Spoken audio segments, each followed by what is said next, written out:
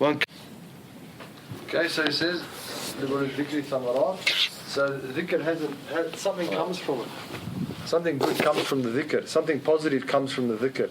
Something beneficial comes from the dhikr. Something that a person wants to have. Or if you go to the shops, you don't want to buy barks and roots and maybe ginger you might buy and cinnamon. But other than that, leaves, maybe lettuce or something. That they buy. Lettuce, that's what I'm saying. Lettuce or... The leaves are actually off a tree. Okay. There are not many though. Oh, yeah. There are some exceptions to the rule. As all rules, there's always exceptions. Except they're minor. They're not as many. The majority of things you buy at the shop is the vegetables, which in some cases are roots, and mainly, but it's mainly fruits. And so, in terms of the dhikr, it's got that to it. That if a person is consistent with, then he'll say, when natija is a result. There's a result from it. It's not just that you do dhikr, and then nothing happens. When you do dhikr, something is definitely going to happen in the lay, and it'll give us the conditions upon which those things will appear. يَجِدُهَا مَنْ وَضَبَ عَلَيْهِ بِوَصْفِ الْأَدَبِ. What does he say in English? Which those who persevere in it with good manners and attentiveness find. Okay, so that's the pre-context or the pre-condition. Excuse me. That's the condition that if a person wants to get the fruit and wants to have a result from their dhikr, they have to muwadaba, who's consistent with it, be wasf al-adab. So wasf is the description, in other words, the epitome, copybook, the best part of adab. So last week we said that Allah Azza wa Jalla, we didn't say, Allah Azza wa Jalla says in the Qur'an, "Udhkurullaha dhikran kathira." And so we mentioned that this is one of the things that, of course, Allah does look to excellence in everything that a person does. At the same time, the one exception to that is dhikr. If you do it with excellence, you're going to get what? Better fruit and a greater result, more effective result. If you don't do it with concentration and adab, we're talking about adab now. So if you don't do it with adab, with the right etiquette and the right frame of mind, basically, then you won't get a greater result, but you still will get something. Because Allah says it, "Idhkurullaha dhikran kathira." Remember Allah abundantly or copiously or all the time, basically.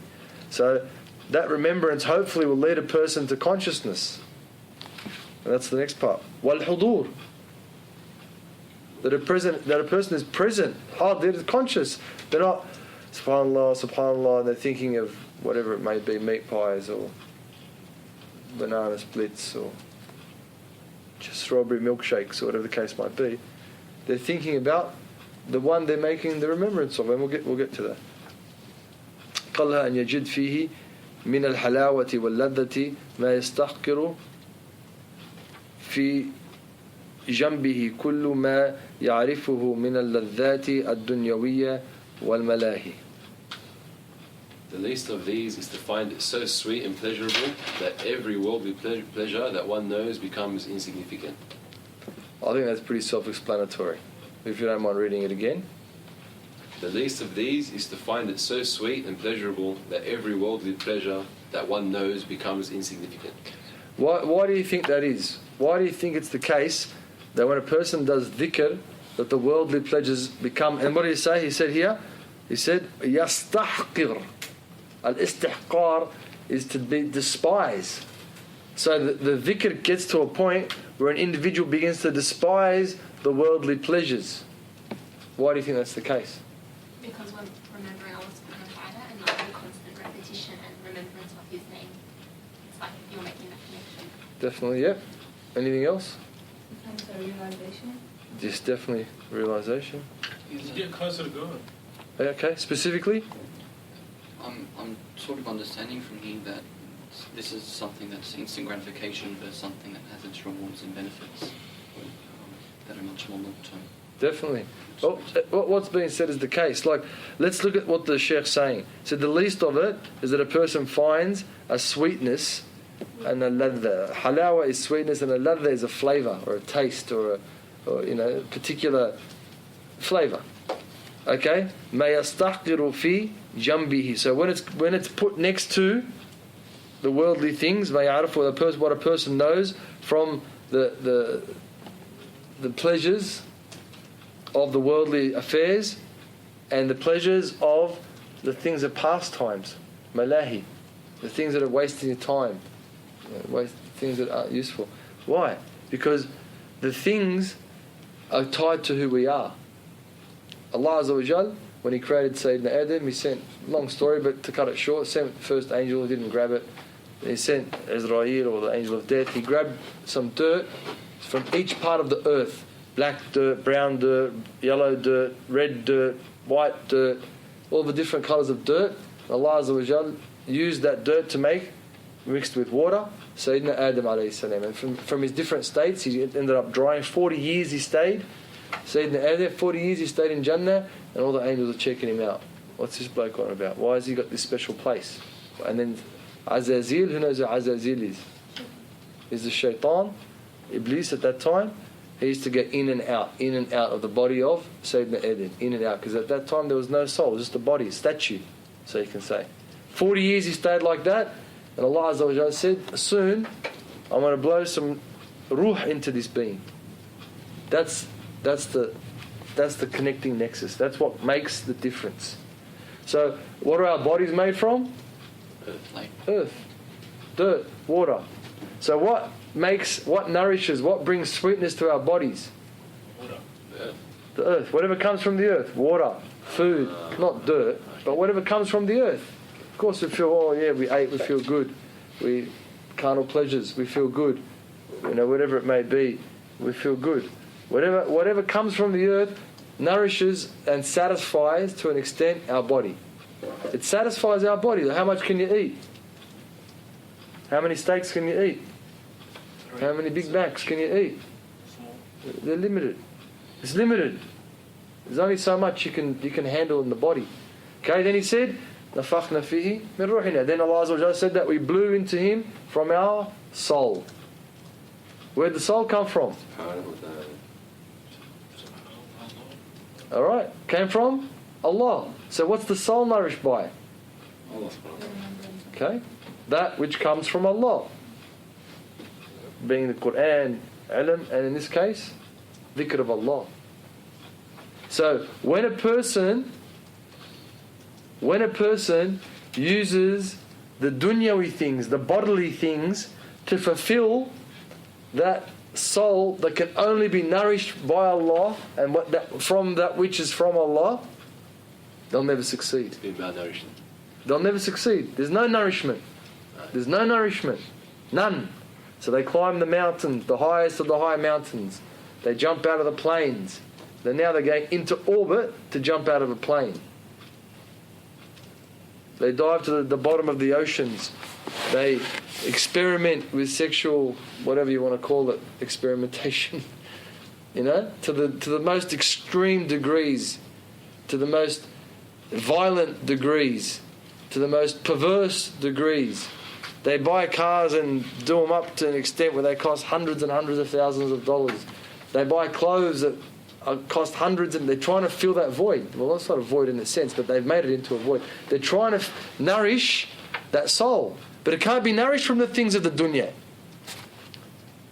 It can't be nourished from the things of the dunya. Steel and metal and all that came from out of space. Can you eat it?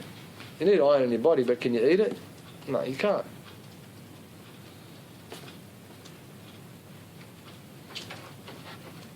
They say there was a pious man and he fell asleep leaning on the Kaaba many years ago, and then he saw himself, he was in Jannah, and he enjoyed it, and he drank from the waters, and he drank from the wine, and he drank from the honey, and he drank from the milk, and then he ate from the bounties of paradise, and then he woke up, and then someone said, here, have some water, and he drank the water, and it tasted like what? Dirt. They gave him food, he ate it, tasted like dirt. So he didn't drink water for 10 days, and he didn't eat food for 40 days. They said, how can you be? He said, because the flavour and the benefit that my body got from the food of Jannah, the food of this world has no more flavour. And then after, of course, it wore off. To that extent. Alright, so that's what dhikr does for a person. Ala bi dhikrillahi tatma'innul qulub. Only with the remembrance of Allah will the hearts feel peace. Will the soul feel peace. Will a human being feel peace. And so, when a person feels that peace, How does it going to compare? How's it going to compare to, watching DVDs and movies? There's no comparison. How's it going to compare to playing? Is Angry Birds still cool, or are we over that now? Now we're in the Candy Crush now. Candy Crush. All right. Is Candy Crush. Like you play it, but what do you feel afterwards?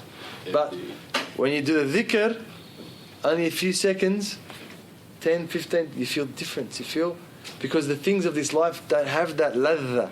They don't have that flavour. They don't have that sweetness. And we can all feel it, whether we want to admit to it or not. That's because our soul, that's how it is. And so that's why the things of this world become less important to those people who remember Allah, and less to those people who can feel that sweetness and that flavour by remembering Allah. They feel it internally. They feel it in their hearts. It's like when you start to have a taste of infinity, so then everything that's finite becomes like rubbish. That's exactly right. وعلاها أن يفنى بالمذكور عن الذاكر عما سواه. The highest is to become extinct in the remembered, to the remembrance, and to all else. All right. So we said the lowest level, which we should all be feeling, which we all tried to feel over the last week. Okay, that when a person remembers Allah, that sweetness comes in, and then the other things just don't have that same. They don't have the same effect. They don't have the same. No, a person isn't connected to those things of the world anymore. But the highest of it, so that the person disappears, is lost in the one that's being remembered, Allah Azza wa Jal. Yeah, there's a different thing, but we don't want to give it specific names. But that's basically what it is. But it can take different forms as well. وعليها أن يفنى بالمذكور عن الذاكر وعما سواه. So also that the person gets so lost in their connection with Allah, they forget themselves and everything else. And that's the first part of La. The first part of our Shahada is La ilaha illallah. The La is the negation. It's the negation of all things. So that's a negation stage. That's a stage where a person loses that connection, loses the nexus, for use of a better word. Give me a different word other than nexus. It is a good one, but not everyone gets it. That connecting point. That connection. The person loses connection, but from everything except Allah. إذا ذكر الله وجلت قلوبهم. Their hearts, the condition of the hearts changes. That they feel it. They understand. They realize that there's something there. They realize that there's a force, there's a power, Allah subhanahu wa ta'ala, and they can connect to it. That's the highest level. That's what we're trying to achieve. Trying to achieve what? The remembrance of Allah and nothing else. It's what's called dhikr, including ourselves. All right. وَمَنْ قَعَدَ وَهُوَ عَلَى طَهَارَةٍ. And now he goes into the Shaykh, al-Imam, rahimahullah, nafa'ana bihi wa bikum. He goes into how it's done. Okay, so that's the purpose. That's the goal. Minimum is that you feel good about Allah and you feel good about the spiritual aspects of life, and you get less connected to the physical and aspects of life. وَمَنْ قَعَدَ وَهُوَ عَلَى طَهَارَةٍ فِي خَلْوَةٍ مُسْتَقْبِلُ الْقِبْلَةِ سَاكِنَ الْأَطْرَافِ. That'll do, and then we'll get to explain each one. The one who sits in a secluded place in a state of purity. Okay, that'll do. Okay, so he says, now how are you going to get that? Alright, we did recently, we just did dhikr, heaps of dhikr. Dhikr, whenever we felt a bit weird, out of it, dhikr. Alright, now he's saying, alright, it's cool, and it's good. You do it, stick to it. He's saying, don't you want to get to the higher levels? Don't you want a greater understanding? Don't you want a deeper connection? Don't you want to feel a greater sweetness? Yeah or no? No? Yeah, no. Yeah, no. Maybe, Possibly, could depending be. on the situation. Have no idea. Of course. All right. Of course, you want to feel something higher. No one's satisfied. No one's when they first get the first car. It's blokes especially. Oh, Toyota Corona, man, 78 model. What a car! Best car. This that. Then later on, gets a new one. Gets a Corolla, 89 model. Then later on, gets another one. Better car, BMW, 95 model. Every time as the cars go, it's better. Always happy. But now give him the Corona 78 model. So that's not a car. What do you mean? That's not it's junk. That's junk, man. You kind of, the guys that come pick up scrap metal take it away. And that's how it is. Everything in life. We had before when we first had phones. They had this long antenna on it, and it was Ericsson. I can't remember the number. It was Ericsson, and it was lucky if the thing rang. Lucky if it answered. That was before they had briefcases. They had a briefcase for the phone, and they used to speak on it. I remember those days, but not many people had them. Only the very rich people or people in certain types of businesses. Now, then later on, they came the flip phone. Oof, flip! Well, yeah, it's a flip phone. Everyone was freaking out. The phone flips. Then there came the slide one. Everyone was slide. The guys had the slide phone. They just slide their phone all day, just up and down, up and down, up and down. Then they what? They came up with the phone. What is it? This one, the face interface, whatever it's called. Smartphone. Okay. No one's going to go back to the Ericsson with the long antenna. What do you mean? Are you crazy? We want this. Everything. Shoes, used to get it from Target. Now you won't get it from anywhere except Athlete's Foot. Then shoes, you were getting it from Kmart. Now it's the Shoe Palace. You won't go anywhere else. Only that place. Only the expensive ones. Jeans, we used to wear the rubbish ones. Now, now you're wearing G-Star. If you're full on, you're wearing G-Star. Otherwise, you're wearing something a bit different. All right. So we're not happy with just what we had before. We always want more. So why would we want more when it comes to the remembrance of Allah? Why not? It's natural. That is the feeling we want more. Human beings, we have addictive personalities. So the feeling they want more. People, when they take drugs, the first time, oh, it's good. Second time, fourth, fifth, the feeling goes away. Hey, it's not like the first time. Maybe I should take more. They take more. People who eat, addictive, they eat, oh man, that was good. Double, triple chocolate brownie with chocolate sauce and then chocolate ice cream on the side with chocolate sprinkles. Oh, nice. Then they eat it. It doesn't have it no more. Now they've got to go and make their own concoction with caramel sauce in it, and eating one's not enough. Maybe if I eat two, and then you've got to have something else to chase it down with a chocolate milkshake and whatever. It doesn't stop. Human beings, that's our nature.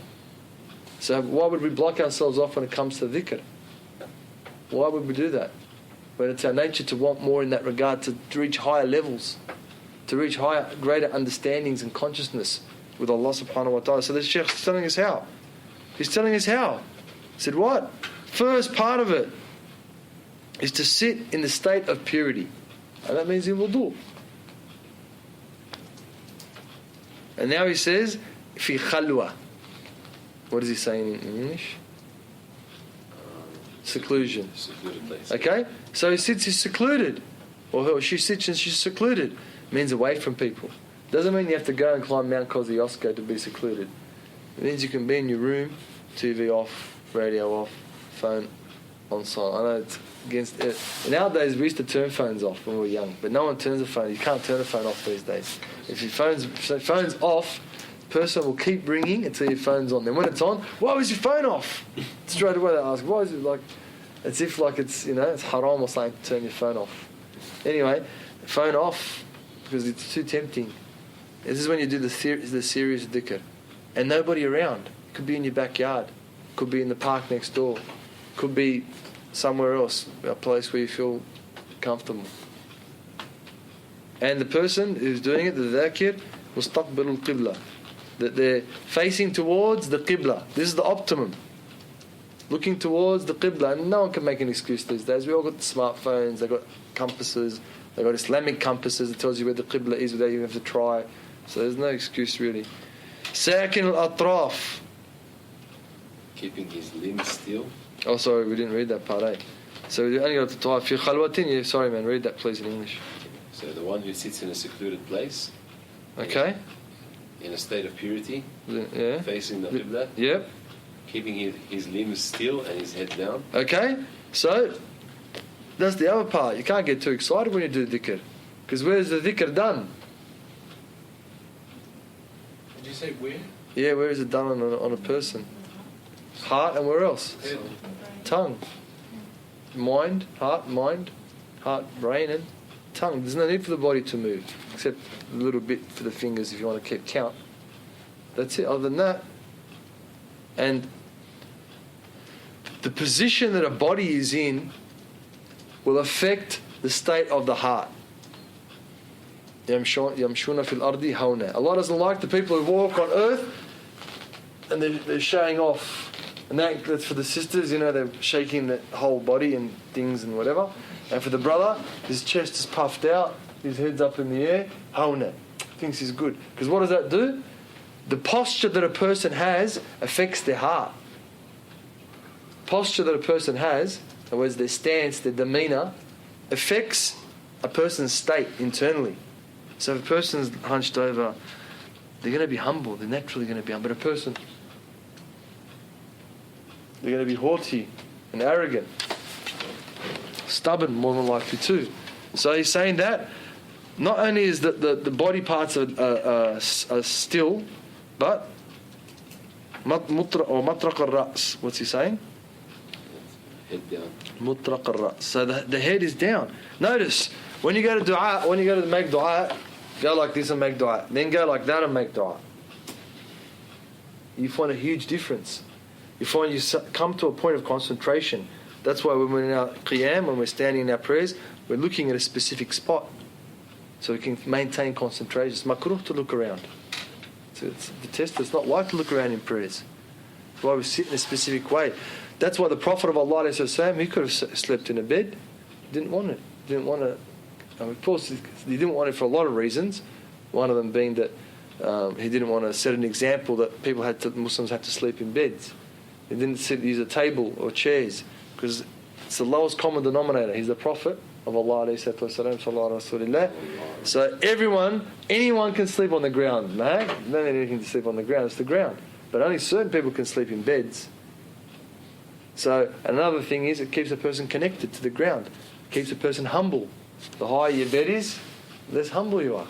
So these are all things that are reflective. In other words, things that a person does with their body, like what we do in sujood.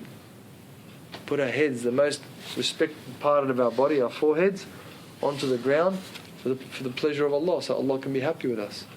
And what do we say? Subhana Rabbiyal A'la. ثم ذكر الله بقلب حاضر وأدب وافر.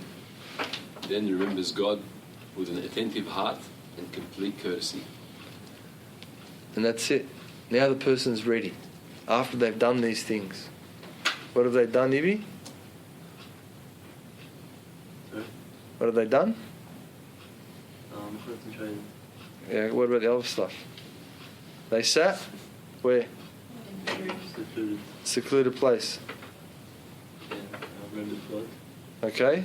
Face the Qibla. Face the Qibla. Clean. Clean, we already said that, yeah. What happens to their body? Purified. And still? And what happens to their head? Their head's lowered. What did it use the word lowered? Down, whatever. Bowing, okay? That's it. Now the person's ready. Now that person is ready to remember Allah with a heart that's conscious of Him, subhanahu wa ta'ala. That's it. It's set up now. Person's set up for it. Just like an athlete warms up. So ready to go. So is the person remembering Allah. Wa adab wafir, what do you say? And complete courtesy. Why does a person need adab in this particular scenario? Because we're mentioning Allah's Prophet's name. Yep, that's right. Anything else anyone can think of? If you're in front of the king. Trying to connect to our Creator, yeah? What else? You can't connect the God if you're jumping around the room. If you what? If you're jumping around the room. No, no, no. So the adab, the etiquette, what do you say, the manners? Complete courtesy. Courtesy. The courtesy's got to be there because we're entering a divine presence. Didn't Allah Azza wa Jalla say? I don't know if we did it last time or the other time, but when there's one, Allah was that last week? When there's one, Allah is the second. Ana jalisu man dhakarani. The hadith, was that last week? Yeah. There you go. Why do you need adab? Why do you need the courtesy? Because Allah is saying, I'm with the one who remembers me. True? So if someone we respected came in, well, tomorrow you got an interview for the job. You go wearing red Nikes? What are you going to wear? You're going to wear different shoes. You're going to wear nice leather shoes and a suit and a tie and probably go and buy the new cool water, dupe, what is it? Perfume, what a cologne. What's the latest one? Beckham? I don't know, whatever it is. You're going to go and buy it. What is it? Cool water's doing pretty good. Cool water's old, man. It's my days. That's old school. Is it still around? Do people still use it? Yeah. All right, whatever. Cool water's good then. We'll stick with that one. Best cologne. Borrow your dad's watch. Borrow your uncle's belt. Borrow whatever it is. The sister's best hijab. Because you got a job interview. It's a big deal. You want to get something out of this. You want to get something out of it. Pass that book back there so someone.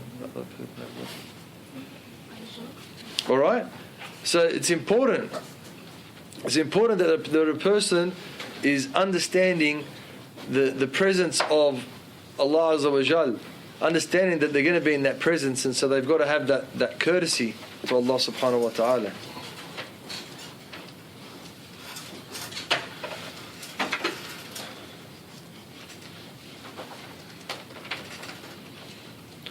رأى للذكر في قلبه أثرا ظاهرا. So the person that does that, what did he say in English? Will see in his heart a manifest influence of remembrance. MashaAllah. So read it again, please. Have a listen to what the English is as well. It's pretty good, MashaAllah. Yeah. I'll start from the start. Just رأى للذكر, whatever that will is. see in his heart a manifest influence of the remembrance.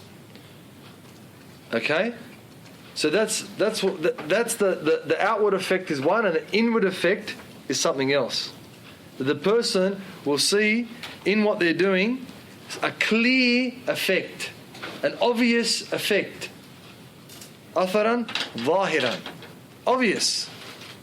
And we were saying it before that everyone who did the homework realised that when they felt a bit weird, when they felt a bit funny, that they remembered Allah, and straight away they came back to their senses, so to speak. They came back to the position of their soul being nourished by Allah Azza wa Jal, by the remembrance of Allah subhanahu wa ta'ala, and they felt whole, they felt complete.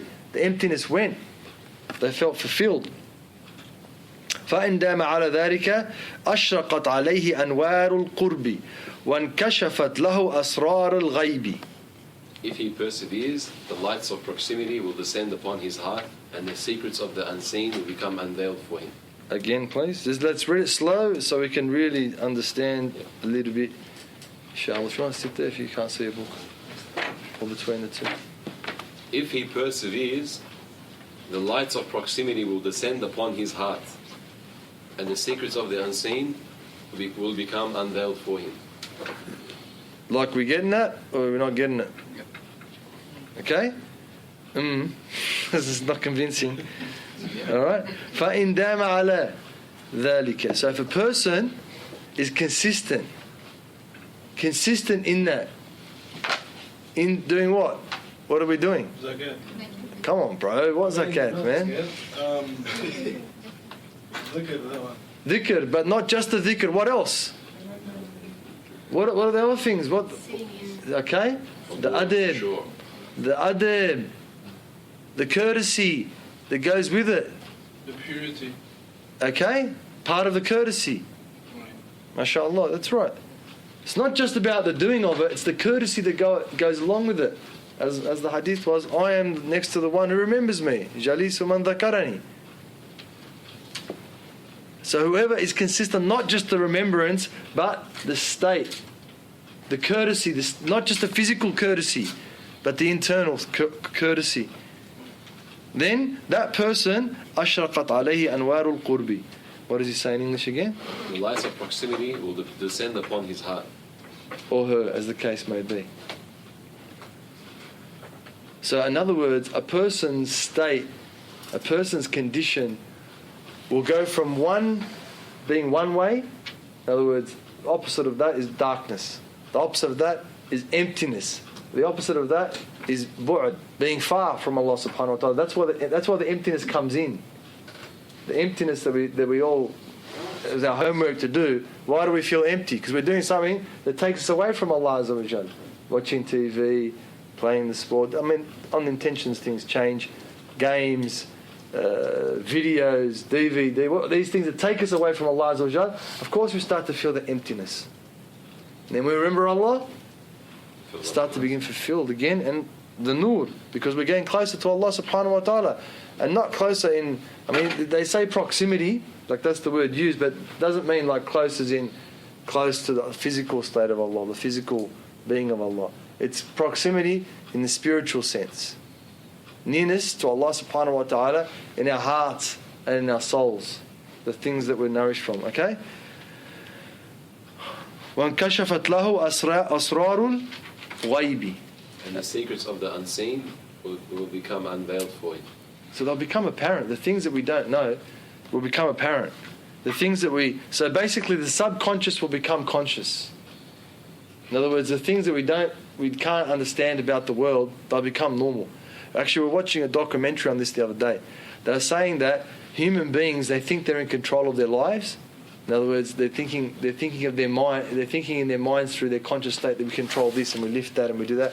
They were saying in the study, they were saying that 90% of our lives, 90% of our lives are actually spent in out of control, in a subconscious state. I was like, man, that's a big call. And then they proved it. They said, for example, we'll talk about walking. When you first started walking, which you probably may or may not remember, but when you see a child walking, how much they concentrate on walking. They're concentrating on every step with their being. Now, when we're 20, 30, 40, whatever the case may be, we don't think about walking. Go to another example, driving, because not all of us drive, that's why I give that example. Driving, when we first drove, it was stressful, sweating, worrying, don't know what we're doing, think we're going to crash. Whoever's still driving, that's still happening to them, but who's learning how to drive. But after you learn how to drive, you don't think about it. Actually, think about everything else when you're driving. Think about whatever it may be. So what they're saying is that the knowledge that was learnt actually became subconscious. The conscious knowledge that a person had to use to pick up and move and all these different things became subconscious. Second nature. Whatever you want to call it. In other words, innate. It's not. We don't think of it. The only question they couldn't answer how that happens, and that's from the ruh, of course. So, that being the case, considering that 90% of our time we live in the subconscious world, 90% of our time we're doing things not consciously thinking about it, that means that 90% of our time should be spent in dhikr. 90% of our time, 90, because our minds are free. Our conscious mind is free because we're doing things without having to comprehend it, without having to go through processes in our frontal lobes of our brains. This has to happen, and that has to happen, and this has to. This depending on the job you have as well. If you do a job like a manual job where you make things and you build things and you break things and you drive things, even easier. Because that part of the brain, because that becomes rote, becomes easy. Once you drive, you drive. You've got to watch out for a few cars and a few madmen, and I won't mention any particular nationalities or races, but people on the road who just don't know how to drive properly, you've got to watch out for them. You've got to be careful. But generally, most of the time, how many percent? 90%. It's going through the motions. So, in that case, that's the chance for us to use our minds in a way where our spirits are connecting, our souls are connecting back to the Creator, being nourished from Allah subhanahu wa ta'ala. And that's what he said, Kashafat lahu asrarul ghaib. That ghaib is the stuff that we can't touch, the stuff that we can't put our fingers on. But the more a person is connected to Allah, one of his names is what? Al-Zahir, Al-Batin. The unseen, so to speak, subhanahu wa ta'ala. The more we connect to the unseen, the more Allah will open. Because they say we only use 10% of our brains. That's that 90% will open the mind, not directly the brain, but the mind will open from the heart. And when the heart opens, the things that become, like when we first started running and walking and walking and running and driving, when we first came into the din, there was things we didn't understand.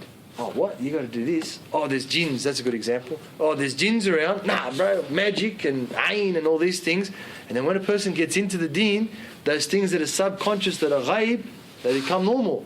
Someone says, oh, now I feel a bit weird. You know, ayn, they know straight away, bro. Straight away they know how to read. Hasid, whatever they straight read. Qul a'udhu falaq, qul a'udhu rabbin nas, qul Allahu ahad, ayatul kursi. Someone starts talking about jinns. People have some understanding, some conscious of the unseen. They don't get stressed out. They don't get scared. Shaitan even's mentioned. They don't get scared. Because why? Their state, their condition is strong enough and is in tune with Allah Azza wa Jalla. And Allah Azza wa Jalla has opened up some veils of the unseen, that they're comfortable with it. The unseens become conscious. The unseens become normal to an extent. And the more a person goes into that, the more Allah Azza wa Jal opens up for a person to the stage of kashf and all the different things where people can see things, and it's a gift from Allah subhanahu wa ta'ala. And that's not what we're going for. We're trying to remember Allah Azza wa Jal. We're trying to have a connection to Allah subhanahu wa ta'ala. But this is what? The thamara. This is the fruit. This is the result. Our goal is to remember Allah, but this is what Allah gives as the tree, as the Shaykh said, as the Imam said at the beginning, there's dhikri, thamarat. For remembrance, there's a fruit, there's a result, and that's what it is. So it says, وَأَفْضَلُ الذِّكْرِ مَا كَانَ بِالْقَلْبِ وَاللِّسَانِ. The best remembrance is that which involves both the tongue and the heart. Okay, that's pretty straightforward. Now, and depending on which madhab you follow, but the Shafi'is, every intention you have, you should say it so you can hear it, because that helps what they call istihdar. That helps you concentrate on what you're doing. Helps you concentrate on your intention, why you're doing it, and then what you're doing, the actual way you're going about doing it. Everything. And the Shafi'iyya, everything is sunnah to make except if you're a person, if you work in a slaughterhouse or you're slaughtering more than one chicken or animal, then you can just say it once and that's it. But the Shafi'is have it sunnah to every time you do it, to say you're going to pray, you make the intention so enough so you can hear it. According to Shafi'i madhab, saying it is sunnah? Yes, everything, all the amal, all the deeds, everything that you do. Everything that you do. So that's why the remembrance, and a lot of the ulama say what you hear has more of an effect on you than what you see. So if you're saying something, then you're going to hear it as well, and it's going to have a greater effect, particularly with intentions. So, and then of course the heart has to be there. That's why we're getting in that position. That's why we're sitting, tahara, facing the qibla, nobody's around, all this sort of thing. وذكر القلب أن يكون حاضرا فيه معنى الذكر الذي يجري على اللسان كالتقديس والتوحيد عند التسبيح والتهليل. The remembrance of the heart is to be fully aware of the meaning of that which flows from the tongue. For example, the meaning of transcendence and unification when one utters the words of glorification and unification, tasbih and tahleel. Okay, so now the Shaykh's getting into some bit more, the Imam, he's getting into some deeper, I think you can call it the semantics. Semantics means the meaning of words. What's the actual word itself? What's it comprised of, and what does it actually mean? So what he's saying is the remembrance of the heart. In other words, when a person remembers Allah subhanahu wa ta'ala in the heart, that heart has to be hadir, conscious. And the first step to consciousness is wanting to do it. That's the first step. If you're going to sit there and I'm going to do, what do we say, 129, Ya Latif, don't really want to do it, but the Shaykh said do it, and everyone is going to do it in class, and I know the Shaykh is going to ask me, so I better do it. You're not going to have consciousness. You're not going to have hudur. You're not going to have presence of mind. But when you want to do it, when you're keen to do it, you say, oh, I want to do that. I'm going to do that with it when I go home. You're thinking about it all the time at work or wherever you're doing it, studying or whatever. You're thinking about it. When I go home, I'm going to do that. When I go home, I'm going to have dinner. And then after having dinner, you're thinking about it. Then I'm going to go and make wudu, and I'm going to sit down. I'm going to put these clothes on. I'm going to put a candle or some incense, and I'm going to... Of course, the way you approach it and the state you're in when it comes time to make the dhikr is going to be completely different. Just like anything you want to do, when it's someone invites you over to coffee and your girlfriends are there if you're a female, and it's time to hang out and whatever, you look forward to it. SMS, and I'm looking forward, I'm going to see you, and whatever. Now they've got whatever else it is, Vibers and WhatsApp and all these other different things. So you can...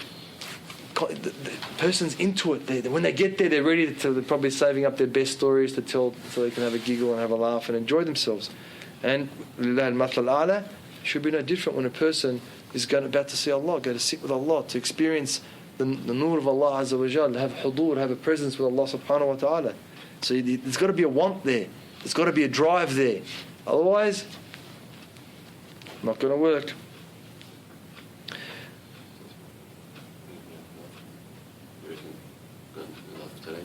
Yeah, when we finish this.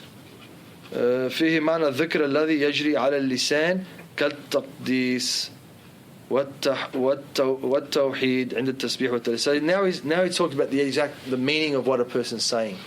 That a person's saying Subhanallah, and that's the first example. Taqdis, the divinity of Allah subhanahu wa ta'ala. What does he use for taqdis in the translation? Transcendence. Transcendence of Allah Azza wa Jal. So that a person's got to understand the meaning of the word that they're saying. And that takes, going back to the previous lessons, that a person has to have some knowledge. A person has to do some research from reliable sources. Ask the people of knowledge, what does this word actually mean? What's supposed to be the effect of this word by saying it? Subhanallah. Like, there's a lot of things they say, like how perfect is Allah? How free from imperfection is Allah subhanahu wa ta'ala? How unimaginable and transcendent is the word?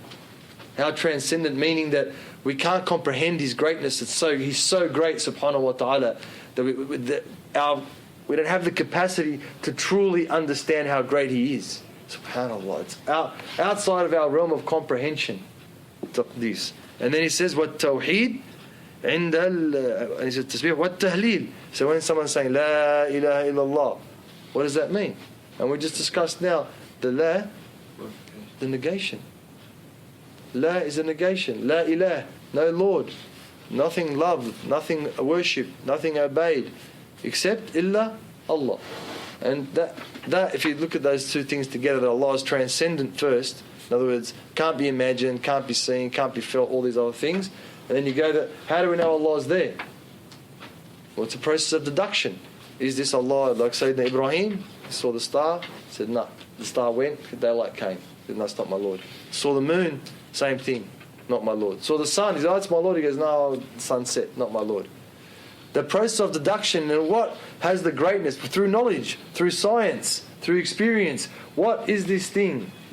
What is this? What is this entity? What is this being? What is this power?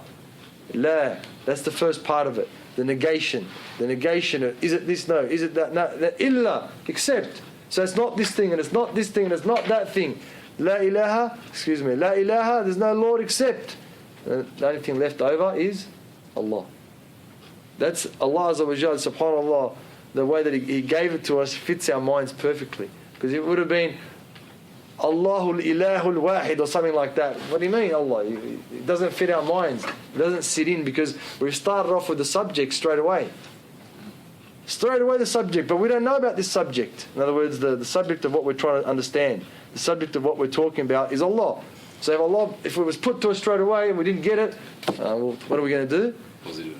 We're going to change the channel. We're going to swipe to a new app. We're going to, things are fast these days. We've got no time, 2.5 minute attention span anyway as it is. So we're not going to attach to that. It's not going to challenge us. We're not going to feel any flavour, any sweetness from delving into it, because Allah, it's too straightforward, too in your face. That's like when they do commercials. You don't ever find out what the commercial's about right till the end. So you're like on the edge of your seat. Oh, what's this semi-naked woman most of the time doing there? Why is she doing that? And in the end, she's brushing her teeth by this Colgate or whatever, this toothpaste or whatever it is. So they bait you to get into it. When you watch a movie, they don't tell you what's going to. They don't tell you the plot or the punchline or it's a joke. They don't tell you the punchline, then tell you the joke that comes later. That's the natural human form. So Allah Azza wa Jal, when we're saying La ilaha illallah, we're understanding His oneness subhanahu wa ta'ala.